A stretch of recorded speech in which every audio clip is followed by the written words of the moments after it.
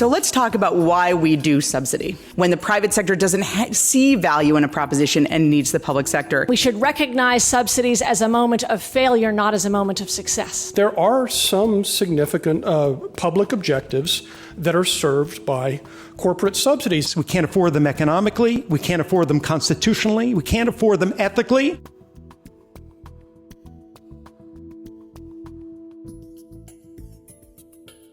We have a culture in Washington about taking our money and giving it out to those who can lobby the best. I'm not certain it's a good idea to have Washington bureaucrats making decisions that the private sector has decided is not necessarily something they want to do. To me, the big gorilla in the room on this is climate change. But there's not a lot of upside to dealing with it today if you're in the private sector. If you eliminate corporate subsidies, these are the kinds of programs you're eliminating. 75% of all corporate subsidies, 75%, are going to less than 1,000 companies.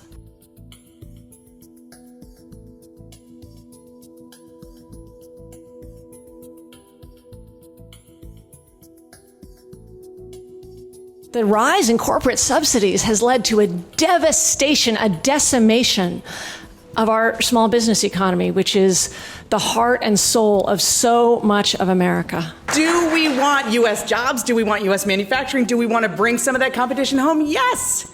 Is there a level playing field here to do that? No. Are other countries creating it? Yes. We have to look at the reality. We cannot afford them socially and politically any longer. The system that is developed is so immensely corrupt that the American people are rising up, and we just need to join them. I think the extreme inequality and poverty that we have right now and struggle for good jobs is a function of that high corruption. Most small businesses are not getting an advantage. We are in a moment where a handful of companies, Monsanto, JP Morgan, Big Cable, are basically governing us. If you own a racehorse in the United States, you can treat it as a depreciating asset over a 3-year period.